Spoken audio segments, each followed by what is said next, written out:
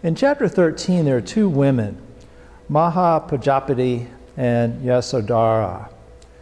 And they are told by the Buddha that they are going to become Buddhas. So it's not real clear in the sutra itself, but these were very significant women in the Buddha's life. And so I want to give you a little bit of the backstory there. Mahapajapati was his stepmother, and Yasodhara was his wife, the mother of his son. So the Buddha's mother was a woman named Mahamaya. Maha means great, so Maya was her name. And she was the wife of King Suddhodana, his father. But she died only a week after the Buddha-to-be, Siddhartha, was born. And so the infant Siddhartha was given to her sister, Mahapajapati, to raise. And so she raised him as if he was her own son. So Siddhartha was raised as the heir to King Suddhodana's throne. And his father arranged his marriage when he was only 16 to Yasodhara, who was the same age. And they lived together for some time until his son was born when he was 29, and that's when he went into the holy life to seek enlightenment. So after the Buddha's enlightenment, he visited his birthplace, and a lot of his relatives heard him speak and realized what had happened with how he had become awakened, and so they became his followers. And after he spent some time in his home area, he left to go back to another monastery, and his stepmother, Mahapajapati, followed him. And so she caught up with him at this monastery where he stayed, and she asked for ordination, and he refused. And she asked 3 times, and he refused all 3 times.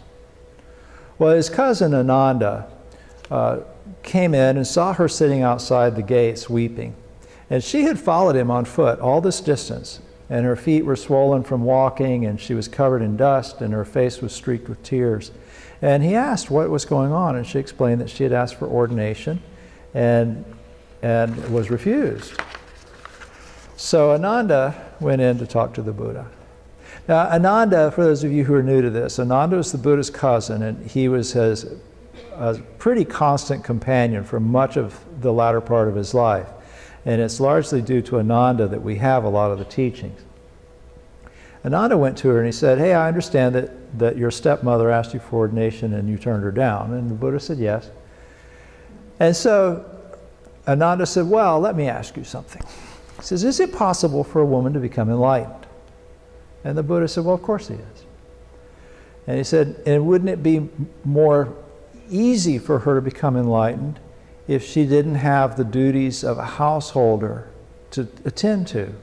And the Buddha said, "Well, yeah." And Ananda said, "And didn't this woman raise you and feed you and make sure that you had everything that you need and love you as if you were her own son?" And he said, "Well, yes." And he said, "Well, don't you think you should ordain her then?" And the Buddha said, "Yes, you're right." And so he ordained her. Now, there were some conditions to this. Now, people will ask me, why didn't he just ordain her right away? And I don't know for sure the reason, but Buddhism formed in the context of a culture at a certain time and place. And Buddhism was already kind of subversive in a way, in that the Buddha wasn't a big respecter of the caste system, which was already in place, and some of the other elements of the Vedic religion that was there in India when the Buddha was coming up. And so I think it was kind of a management decision. But at any rate, the important thing is that he said, yes, women can become enlightened too. And so his stepmother established the order of nuns, and Yasodhara also ordained, and they both became arahants. So it's important that we understand that the Buddha didn't disparage other traditions and things like that. He was a respecter of the culture, but he was also willing to kind of push the edge of the envelope a little bit and change things as they needed to be changed. So in chapter 14, Manjushri, who is one of the bodhisattvas we chanted earlier, says there are bodhisattvas here who have promised to teach the Lotus Sutra, this important teaching on Buddha nature.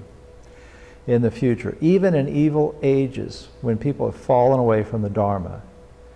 And he says, how should they go about doing this important work?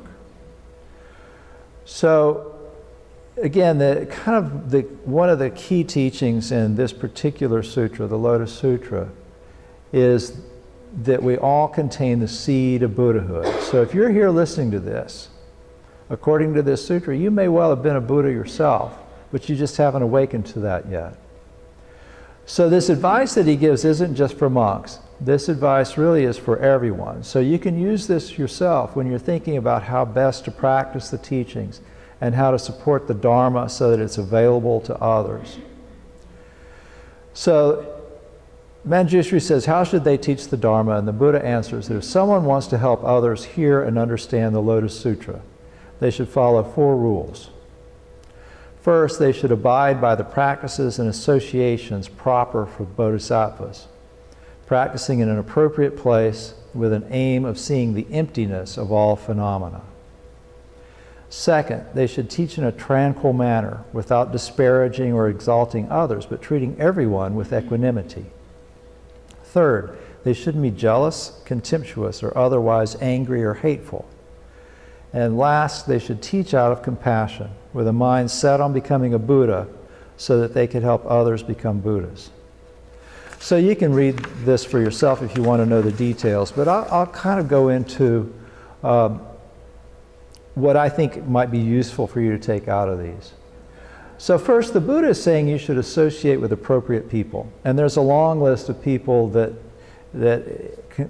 he talks about in this that he says are inappropriate. But basically, if you want to develop an enlightened mind, you do it by living an enlightened life. So that means that we avoid entanglements with people who might lead us to do things that aren't in keeping with enlightened living. So, you know, I was thinking about this as I was preparing this talk, and I've known a number of people who have given up drugs or alcohol or things like that. And when someone with an alcohol or drug dependency decides that they want to leave that behind, one of the first and in some ways most difficult steps that they take is to stop associating with people whose lives revolve around drinking or drug use. And you stop going to places where that's going to be a very common thing. So we may not have problems of that nature. Hopefully we don't. But we all have attachments that lead us to stress of one kind or another. And so if we seek out people who are trying to live an enlightened life, and we spend much of our time in places where the emphasis is on skillful spiritual practice, then we're more likely to make spiritual progress ourselves and less likely to experience more suffering. So where might you find people who live an enlightened life? Well, places like this. This is a community. This is a good example of this. So this is an appropriate place. You're with people who are trying to live better lives by following a path that we know, because we've practiced, is tried and true. So then once we have those associations in place, then what do we practice? And the Buddha says, in this particular sutra, he says to practice viewing all phenomena as empty. So this is a whole other conversation. I'll probably spend 15 minutes on this one of these days. But when we recited the Prajnaparamita Sutta earlier, that was what that's about, that all phenomena are empty of inherent existence, and that the suffering that arises because of them is our desire to attach to them in a certain way. So he says we practice seeing all phenomena as empty. But even though we seek appropriate people and places and do appropriate practices, we should do this without talking about the faults of others, without criticizing other spiritual traditions and things like that. So whatever we do, we should do it peacefully and explaining the Dharma out of compassion. So once we start practicing this way and we see all phenomena as empty and we're associating with people, you know, who are also on a similar path, we start noticing people that are on paths that we recognize might lead to stress. And he says you don't point this out to them in an argumentative way. So this can be a challenge sometimes, because people there's some pretty far out stuff out there. And there's some traditions that have been around, some of them for a very long time, but that might not be particularly helpful to some people who are sincerely seeking liberation. So if you avoid negative comments and focus on constructive comments, then a couple of things are likely to happen. First, you're not going to be nurturing the seeds of anger and animosity and arrogance in your own mind. And second, people tend to respond better to positive messages. So if you can say something helpful, they're going to hear that. So let me give you an example. Once a month, I go to Palm Coast and I give talks like this one up there. And so that happened to be this past Thursday night. And so there's a member of the group there who's been going to that group for a long time. And he had been reading stuff online about Buddhism, and he had encountered something that was talking about a sutra where the Buddha was communicating telepathically with Dharma teachers on other planets. And he wondered, is there something in Buddhism about life on other planets and being able to communicate telepathically? So this is a nice guy, he's a smart guy, he's a sincere student, and he wasn't pushing a particular point of view or anything, but he'd seen this online and he was wondering what I thought about it. Well, you have to be careful when you answer a question like this. If I'd said, that's the stupidest thing I've ever heard, there's no sutra where the Buddha communicates telepathically with people on other planets, you know, this particular guy might have just laughed and said, yeah, that's kind of what I thought. But it was a sincere question and it deserved a sincere answer.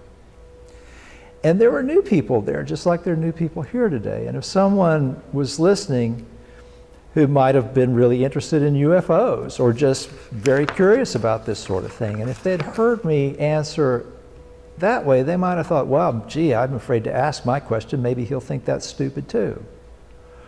So you try not to be judgmental when you answer, and you try to listen with an open mind and an open heart and answer kind of in the same way. So I asked him a little bit more about what he read, and it turned out the sutra he was talking about and that this website was talking about was this one, was the Lotus Sutra. Remember when I gave the first talk about the introductory chapter, there's a description where the Buddha has a ray of white light come out of the center of his forehead and it reveals all the other worlds out there. Well, someone had read this and interpreted that to mean that the Buddha was communicating telepathically with people on other planets. That's an interesting point of view.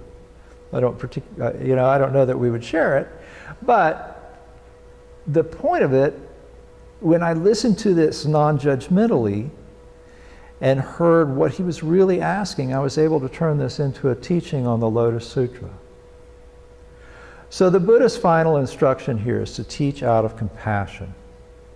So you cultivate something we call the Bodhi mind, bodhicitta. It means set your mind first on developing the ability to see clearly. And once you are determined to do that, and you begin to see clearly, then you can help others see clearly also. So I hope that this gave you something that you can use out of chapters 13 and 14 of the Lotus Sutra, and thank you very much for your attention.